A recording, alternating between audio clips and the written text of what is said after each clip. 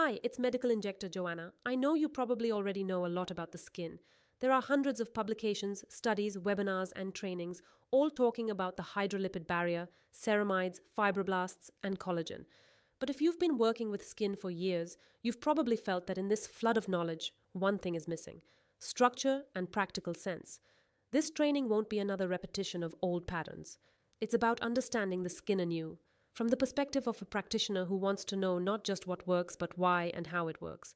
It's about organizing your knowledge, showing ready-to-use solutions, formulas, and connections between layers that will help you make faster therapeutic decisions. In this first lecture, we'll look at the skin from a wider perspective, as a complex biological system, not just a surface to treat. You'll see how skin physiology connects with anatomy, the microbiome, blood vessels, and subcutaneous tissue. Think of it as your reset and refresh based on facts, not to give you more information, but to help you find more meaning in what you already know.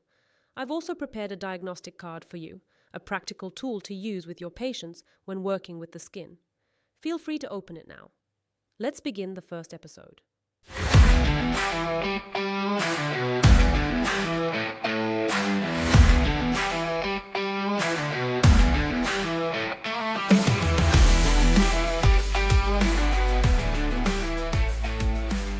Skin aging is not just about wrinkles or gravity. It's a process that affects all layers, from the epidermis down to the facial skeleton. On the surface, the epidermis loses its integrity and protective function, making the skin dry, sensitive, and prone to inflammation. In the dermis, the production of collagen, elastin, and hyaluronic acid decreases, leading to a loss of density and elasticity. Fat tissue changes in both volume and position. Deep fat diminishes while superficial fat descends, distorting the facial contour. Facial muscles lose their balance. Depressor muscles begin to dominate, pulling the features downward and fixing expression lines. The bone structure undergoes gradual resorption, weakening the facial support and altering proportions.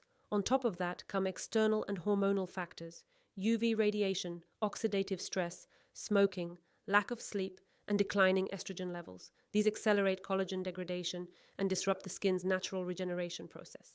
Let's start with what can be seen on the surface. The first visible signs of aging appear where the process actually began long ago, in the epidermis and the dermis.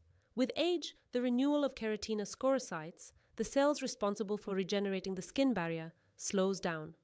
A decrease in ceramides, cholesterol, and NMF, natural moisturizing factors, causes the hydrolipid barrier to lose its integrity. The skin becomes dry, more reactive, easily dehydrated, and prone to irritation. Additionally, the skin microbiome becomes unstable, which disrupts local immunity and natural balance.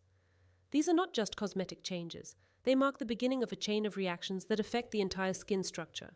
This is confirmed by the classic publication by Rawlings and Harding, 2004, in the Journal of Investigative Dermatology, a key reference on epidermal barrier function. Deeper in the dermis, the situation looks similar, only more dramatic.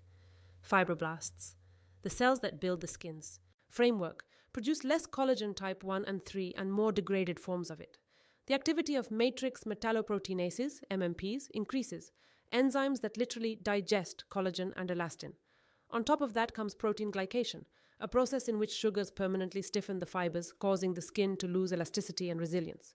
The amount of hyaluronic acid also drops, reducing hydration and turgor, that inner firmness so characteristic of youthful skin. These changes were described by Varani et al. 2006 in the American Journal of Pathology, showing that with age, collagen synthesis decreases while MMP activity can increase several-fold. When we look deeper, we can see that the aging process doesn't stop at the level of the skin. It literally shifts and reshapes the architecture of the entire face. Let's start with fat tissue. The face isn't one uniform mass of fat. It's a system of compartments, separate fat pads that act as natural fillers and supports. With age, deep fat decreases in volume and descends, while superficial fat shifts downward under the influence of gravity. The result, the face loses its three-dimensional structure. What was once lifted and firm begins to sag.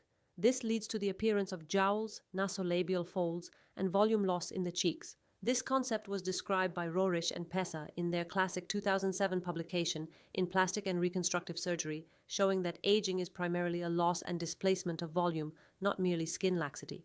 The next layer involves the facial muscles. If you enjoy this content and would like to watch the full episode, register for free on VOD VIZMED Online and get monthly access to the latest knowledge based on research and real clinical work with patients. You'll find the link in the description and in the pinned comment. Additionally, with the code START, you can access your first month for a symbolic 2 in your local currency.